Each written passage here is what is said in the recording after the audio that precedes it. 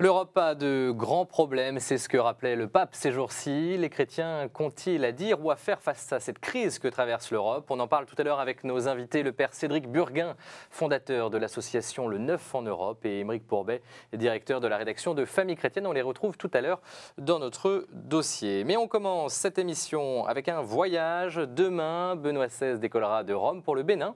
Le pape restera 48 heures dans ce petit pays qui fête le 150e anniversaire de son évangélisation. Pour son deuxième voyage en Afrique, Benoît XVI a choisi un pays qui est le berceau du vaudou, mais où l'Église est en plein essor. Aujourd'hui, officiellement, un tiers des Béninois sont catholiques.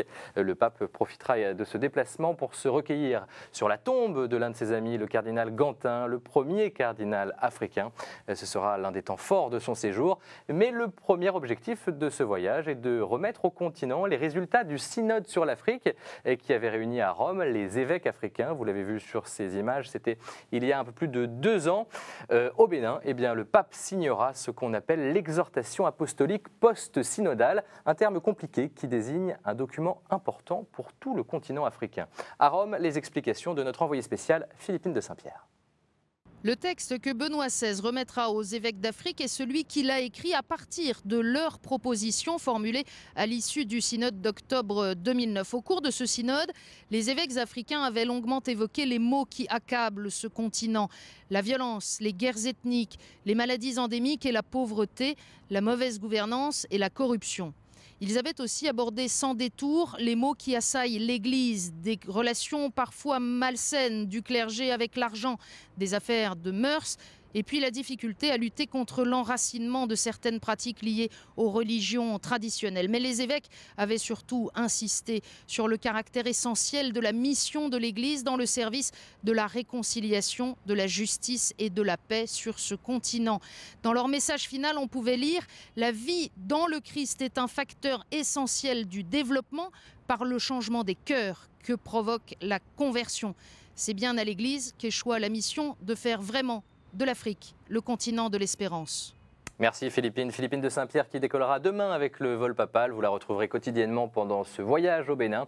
Comme d'habitude, ce voyage bien sûr est à suivre en direct et en intégralité sur notre antenne et sur notre site internet, le Saint-Siège, qui par ailleurs a annoncé que le pape se rendra à Cuba et au Mexique en 2012. On reste à Rome où le fondateur de la communauté Sant'Egidio, Andrea Riccardi, a été nommé ministre de la coopération internationale dans le nouveau gouvernement italien de Mario Monti, un catholique influent, spécialiste de la résolution des conflits qui jusqu'à présent avait toujours refusé d'entrer officiellement sur la scène politique italienne. Vous le voyez sur ces images tournées lors d'une conférence à laquelle il participait au Collège des Bernardins à Paris récemment. Dans un communiqué, il explique qu'un effort commun est nécessaire pour affronter la crise actuelle. On trouve d'ailleurs plusieurs figures catholiques dans ce nouveau gouvernement italien. Et puis une dernière nouvelle de Rome. Hier, le Saint-Siège parlait d'un grave manque de respect à l'égard du pape. L'objet du courroux du Vatican, une publicité du groupe Benetton que l'on ne vous montrera pas. Un photomontage en tout cas sur lequel on voit Benoît XVI embrasser l'imam de l'université Al-Azhar du Caire. De façon inhabituelle, le Vatican a fait appel à la justice pour interdire la diffusion de la photo dans les médias.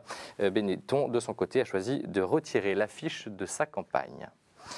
Le Caire, en Égypte, on s'y rend justement avec une actualité beaucoup plus grave. Sur ces images, vous allez le voir, des milliers de Coptes ont à nouveau défilé en souvenir des victimes de la manifestation du 9 octobre. Je vous rappelle que ce jour-là, l'armée avait ouvert le feu sur des manifestants chrétiens. Depuis la chute du président Moubarak, la situation de la minorité copte a encore empiré. Ce n'est pas la prochaine échéance électorale qui rassure les chrétiens. Ils craignent une large victoire des fondamentalistes musulmans lors des législatives qui se dérouleront la semaine prochaine dans le pays. Pour comprendre l'enjeu de ce scrutin, de l'après-révolution, le premier, nous avons interrogé un jésuite égyptien qui, vous allez le voir, livre une analyse étonnante. Pour le père Boulad, le printemps arabe tourne au vinaigre, mais l'Égypte n'a pas le choix. Le pays doit passer par des heures sombres. On regarde cette analyse. Les islamistes sont un passage incontournable dans la période qui vient, parce que c'est la seule force vraiment organisée en Égypte. Cette révolution va passer par une mort. On y est actuellement, on la vit. Il y a un souffle quand même qui est passé, et quelle que soit la récupération qui est faite ou qui sera faite par les islamistes, il y a un non-retour. On a fait un pas en avant qui est irréversible et qui augure du meilleur. Donc, on peut dire que nous sommes à l'automne, qu'il y aura un hiver, oui, mais qu'il y a aussi un printemps à venir et que tout dépend de nos choix, de nos décisions, de nos options et de notre capacité de battre. Voilà pour l'analyse très personnelle du père Boulad, un jésuite égyptien qui était de passage à Paris ces jours-ci. Et à la lumière en tout cas du drame que vivent les chrétiens d'Orient, ce qui se passe chez nous apparaît comme bien peu de choses. Pourtant en France, certains n'hésitent pas à parler de christianophobie ou même de cathophobie, des mots qu'on a beaucoup entendus ces dernières semaines en marge des représentations de la pièce de théâtre de Castellucci, blasphématoire selon certains. Mais en Europe, la discrimination contre les chrétiens est-elle vraiment une réalité? Élément de réponse à travers ce colloque organisé tout récemment à Paris par l'Aide à l'Église en détresse, l'AED, avec une question pour le moins provocatrice. On regarde ce reportage.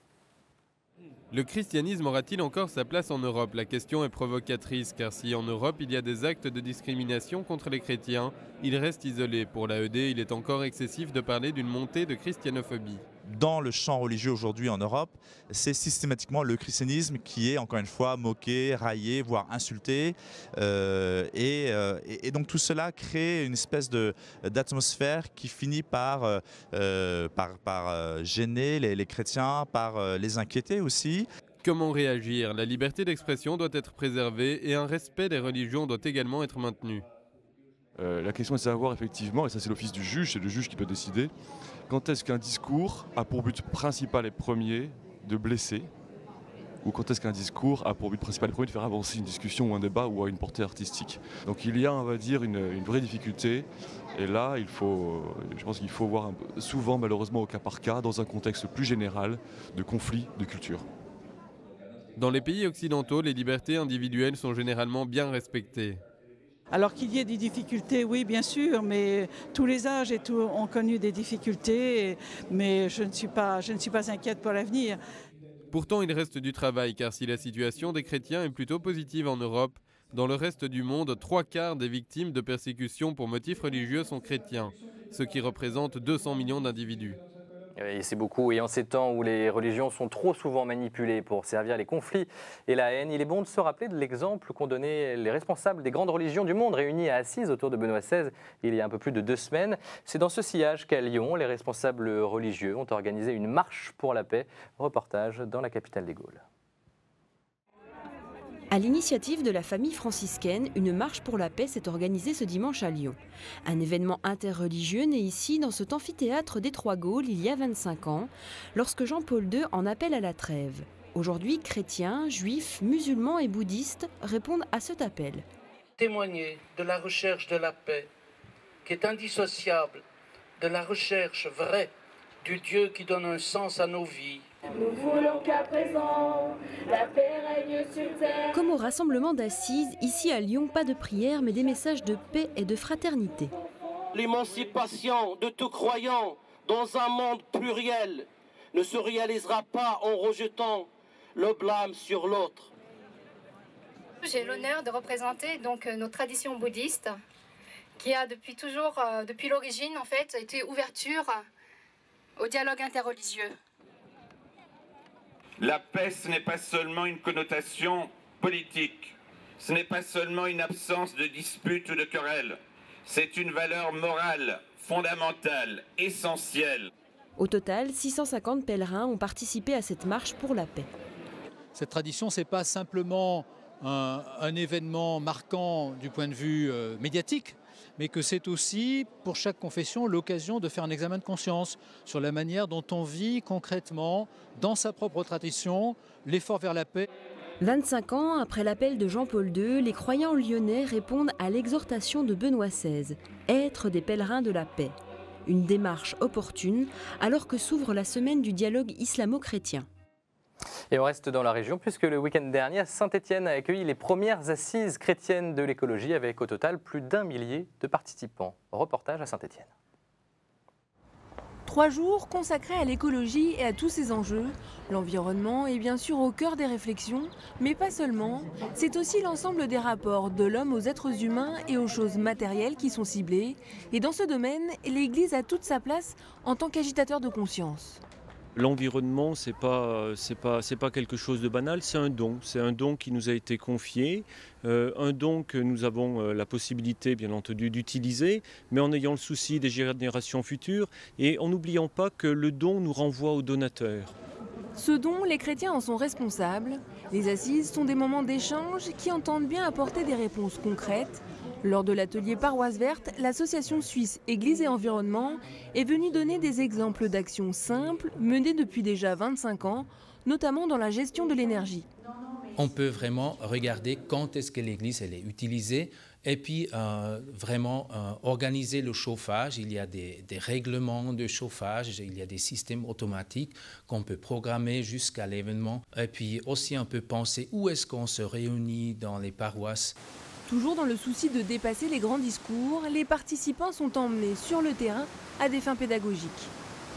On est pour voir sur le terrain des problématiques très particulières. Ici, on a la problématique de l'eau avec le phénomène écrêtage de crues pour éviter les inondations pour les habitants. Et je pense que c'est totalement d'actualité aujourd'hui quand on voit ce qui se passe dans le Midi. Ces premières assises chrétiennes de l'écologie ont rassemblé plus d'1 millier de personnes à Saint-Étienne. Preuve qu'après l'appel lancé lors de l'Assemblée plénière des évêques de France à Lourdes, l'Église compte bien peser dans le débat sur l'écologie. Voilà, enfin, sachez qu'à Toulouse, le spectacle Golgotha Picnic est joué depuis hier. Des catholiques ont déjà manifesté leur hostilité à la pièce. De son côté, Monseigneur Le Gall, l'archevêque de Toulouse, partage, je cite, le désarroi causé chez des chrétiens de bonne volonté par ce spectacle. Mais il ajoute dans un communiqué que les groupes qui utilisent quelque forme de violence que ce soit en se réclamant du christianisme nous blessent également et défigurent l'Église. Fin de citation. À Paris, ce spectacle se jouera à partir du 8 décembre prochain. Ce soir-là, à 20h, le cardinal André XXIII invite ceux qui le veulent à Notre-Dame de Paris pour une veillée de prière. Voilà, il est temps de retrouver Monseigneur Di Falco pour sa chronique hebdomadaire. Cette semaine, il revient sur l'autre pièce de théâtre qui a fait polémique, celle de Castellucci.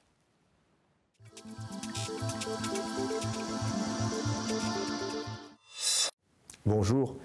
Les polémiques actuelles autour de la pièce de théâtre de Romeo Castellucci sur le concept du visage du Fils de Dieu m'ont rappelé un texte que j'ai écrit en pensant à la 6e station du chemin de croix, celle où Véronique essuie le visage de Jésus.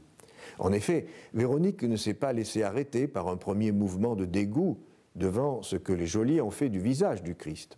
Dans ce texte, je reprends comme en refrain le psaume 26. « Je cherche ton visage, Seigneur, ne me cache pas ton visage ». Nous avons souvent tant de mal à reconnaître le Christ sous le visage de celles et ceux que nous côtoyons, et cependant, il est là, présent en eux. Elle a faim, il a soif, c'est le Christ. Il est séropositif, c'est le Christ. Il est condamné à mort, c'est le Christ. Elle se prostitue, c'est le Christ. Il a été torturé, c'est le Christ. Il est homosexuel, sa famille l'a chassé, c'est le Christ. Je cherche ton visage, Seigneur, ne me cache pas ton visage. Ce texte est bien plus long que ce que je peux citer. Ici, il se trouve dans son intégralité dans le second CD des prêtres, Gloria. Bien sûr, les réactions les plus contrastées n'ont pas tardé à venir. Comment avez-vous osé traiter Jésus de cette manière? Le Christ n'est pas un prostitué ou un drogué. J'adresse ce jour même votre texte au Vatican. Ou alors, j'ai découvert que mon petit frère était homosexuel. J'ai refusé de lui parler et j'ai demandé à toute la famille de faire de même. En entendant votre texte, j'ai pris conscience que j'avais mal agi et j'essaie de réparer les torts faits à mon frère. Autre réaction encore lorsque les chanteurs du groupe Les Prêtres ont annoncé qu'ils aideraient l'association Tibériade à Paris qui accueille des malades du sida en précarité.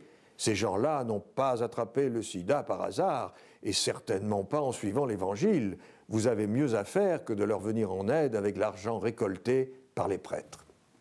Ils voient sans voir et entendent sans entendre ni comprendre. Ainsi s'accomplit pour eux la prophétie d'Isaïe qui disait « Vous aurez beau entendre, vous ne comprendrez pas, vous aurez beau regarder, vous ne verrez pas ».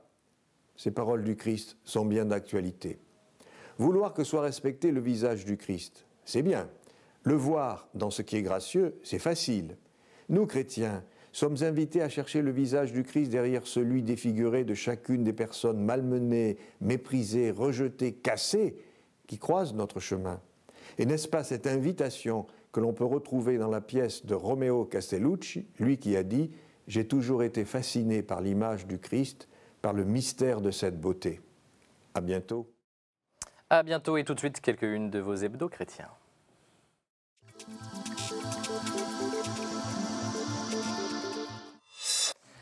Pèlerins s'interrogent cette semaine, crier au blasphème, est-ce le bon combat? L'hebdo s'inquiète du risque d'amalgame entre croyants et extrémistes, des croyants blessés qui parfois sont manipulés par des groupes extrémistes.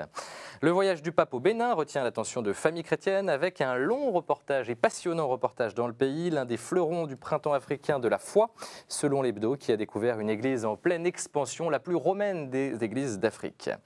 Témoignage chrétien met en lumière la foi du général de Gaulle, un catholique convaincu mais dont les relations avec l'Église furent difficiles. Par ailleurs, je vous signale que le site internet d'ETC fait peau neuve. Enfin, la crise, et si on écoutait les chrétiens, c'est la une de la vie qui cette semaine évoque ces chrétiens et qui, devant la montée des inégalités, font entendre leur voix singulière. Voilà une très bonne transition pour passer à notre dossier.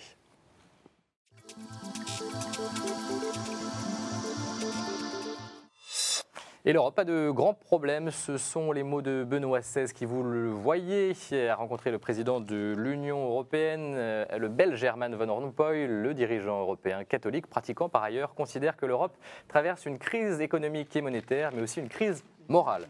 On pourrait également parler d'une crise de confiance, une crise politique ou encore d'une crise identitaire. Une chose est sûre, l'Europe traverse une mauvaise passe. Est-elle en train de décevoir les peuples? L'intuition chrétienne de l'un de ses fondateurs, Robert Schuman, a-t-elle été trahie dans cette crise? Les chrétiens ont-ils quelque chose à dire ou à faire? On en parle avec nos invités, le père Cédric Burguin, prêtre du diocèse de Metz. Bonsoir. Bonsoir. Vous êtes le fondateur de l'association Le Neuf en Europe. Très rapidement, c'est quoi cette association? C'est une association qui essaye de promouvoir l'Europe dans ses racines, c'est-à-dire celles que Robert Schuman a plantées il y a plus de 60 ans, et qui essaye aussi d'être un lieu de dialogue avec les politiques. Sur ce plateau également, Aymeric Pourbet, bonsoir. Bonsoir David. Directeur de la rédaction de Famille chrétienne. Père Cédric, vous parliez de Robert Schuman. Robert Schuman, qu'est-ce qu'il dirait aujourd'hui en voyant l'état de l'Europe? Je pense que... Alors déjà, il se mettrait à prier, parce qu'il a fondé son projet par la prière, et donc il se mettrait à prier, et c'est une invitation qui peut être faite à tous les chrétiens.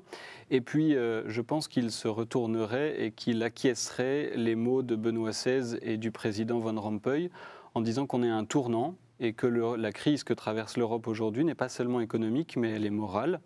Et je dirais plus, c'est une crise de confiance. Les chrétiens et plus largement tous nos contemporains ne croient plus en l'Europe. Et peut-être une des premières choses sur laquelle on peut se pencher, c'est essayer de faire comprendre que l'Europe n'est pas qu'une hypothèse, mais elle est une nécessité. Ça, c'est Schuman qui l'avait dit déjà notamment en son pour la paix temps. à l'époque. Exactement, mais toujours aujourd'hui. Aymeric, un grand tournant pour vous? Oui, et moi je voudrais ajouter à crise morale, c'est aussi pour moi une crise spirituelle. C'est-à-dire que lorsque l'Union européenne, en 2005, a refusé d'inscrire la mention des racines chrétiennes dans le projet de constitution européenne, je pense qu'elle s'est discréditée auprès des peuples et que lorsque, effectivement, le projet des pères fondateurs a mobilisé pendant 50 ans, aujourd'hui, on a quoi? On a une Europe qui est essentiellement économique, technocratique et qui, de plus, poursuivre, on a l'impression qu'on a une fuite en avant, on l'a vu dans les affaires grecques et italiennes, où pour répondre à la pression des marchés, finalement, on passe par-dessus la volonté des peuples. C'est ce qui s'est passé notamment en Grèce avec ces pressions pour refuser un référendum censé approuver la politique d'austérité. C'est vrai, Père Cédric, que tout est lié. Vous avez l'impression que les peuples ont été déçus quand même par cette Europe? Ah ben, bien sûr, il y a un vrai refus démocratique. Aymeric, vous l'avez souligné en Grèce. Il y a peu de monde pour s'être offusqué de la manière dont ça s'est passé en Italie, par exemple. On peut définir ce qui s'est passé en Italie comme un coup d'État, sans juger de la volonté politique et du bilan de M. Berlusconi. Mais le gouvernement Berlusconi a été renversé du jour au lendemain sur la pression d'autres gouvernants et sur la pression des marchés, comme vous l'avez dit. Et En d'autres termes, on appelle ça un coup d'État. Et les peuples ne se sont pas exprimés. Alors, les images de télé et des médias nous ont montré des Italiens qui étaient très contents du départ de Berlusconi. Ça laisse quand même un grand malaise. J'ai discuté avec des Italiens, ça laisse beaucoup de malaise en Italie. Et donc, on a une fuite en avant, vous en avez parlé, un refus démocratique en Europe, et on ne prend pas suffisamment en compte la volonté des peuples. Alors, il faut faire aussi de la pédagogie avec les peuples, il faut savoir leur expliquer les choses, etc. Mais il s'était passé la même chose en Irlande, quand il y a 2 ans, on les a fait revoter après un référendum qui avait été négatif. Qui dit période de crise dit aussi suite. Hein. On peut peut-être saisir la balle au bond. Là, les chrétiens, ils ont quelque chose à faire, une responsabilité dans ce qui se passe, dans ce grand tournant que vous êtes en train de décrire tous les deux.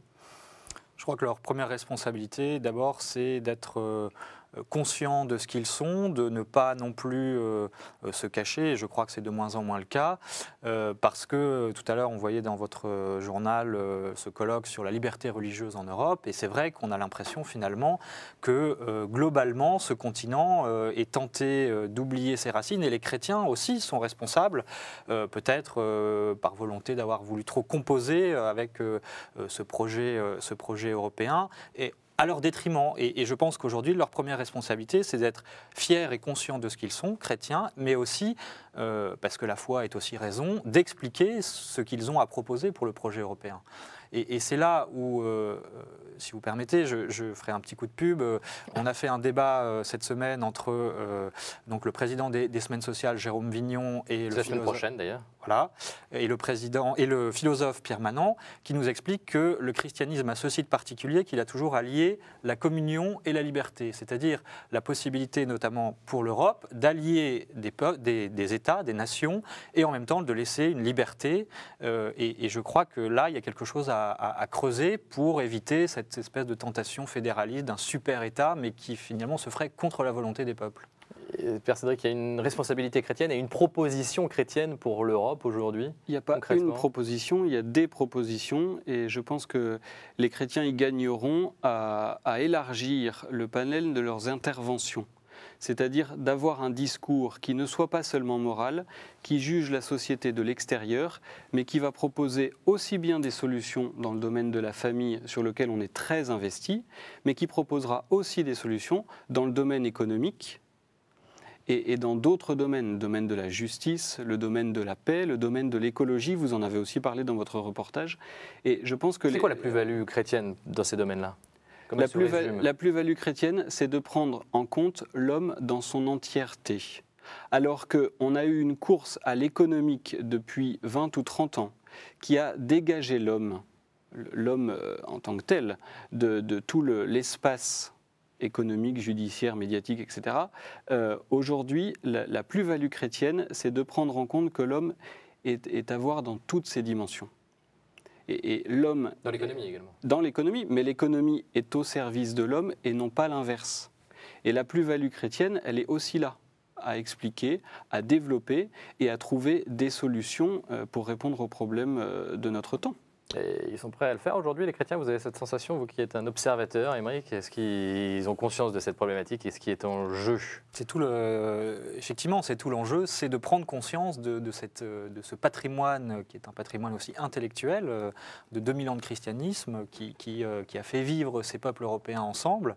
Et il y a une sagesse là-dedans, il faut la retrouver et peut-être la réétudier à nouveau frais. Il y a une deuxième chose que j'ai envie de dire aussi dans l'apport que peuvent constituer les chrétiens, c'est Jean-Paul II qui, dans son dernier livre qui s'appelle Mémoire et identité, insiste sur la notion de nation. Et il dit les nations ont une identité spirituelle, il n'y a pas que les personnes, il y a aussi les États, les nations. Et je crois que ça, c'est un élément que peuvent, sans tomber dans le nationalisme, mais voilà, une nation aujourd'hui, c'est une réalité. Et même si elle est chahutée, je pense qu'il faudrait la repenser à nouveau frais. Et là-dedans, les chrétiens ont quelque chose à apporter. Avec du concret, hein, pour cette nouvelle configuration européenne. Du concret, c'est ce qu'on demande aussi. Ils ont quelque chose à apporter et en plus, il y a un vrai pouvoir d'action. C'est-à-dire que souvent, les chrétiens s'imaginent, enfin pas que les chrétiens du reste, on s'imagine souvent que l'Europe est une grande locomotive qui est lancée à je ne sais pas combien à l'heure et on n'arrivera pas à l'arrêter. Si on reprend l'exemple de l'Irlande il y a 3 ans par exemple, ils ont accepté de revoter en imposant à l'Europe de ne pas toucher à leur loi contre l'avortement ou qu'aux d'autres choses morales. Et donc, il faut faire prendre conscience aux chrétiens que l'action est possible, qu'il suffit d'agir déjà sur nos gouvernants pour que nos gouvernants aient le courage par rapport à cette Europe de ne pas se laisser avoir et de ne pas se laisser, j'allais dire, manipuler pour prendre tout et n'importe quoi. Mais attention à la tentation communautaire quand même. Hein. Oui, bien sûr, mais la vraie action, elle est là d'abord. Et notre pays va connaître des élections majeures l'an prochain, et du coup, il faut que les chrétiens se lèvent. Et il y a plein d'initiatives qui commencent à germer. Je connais notamment Audace 2012, qui essayent qui vont aller voir les candidats à la présidentielle pour imposer, enfin au moins partager le point de vue des chrétiens. Et on aura bien sûr l'occasion d'en reparler, ça va très vite. En tout cas, merci à tous les deux pour cette discussion riche et dense. Quant à nous, on se retrouve très vite sur KTO.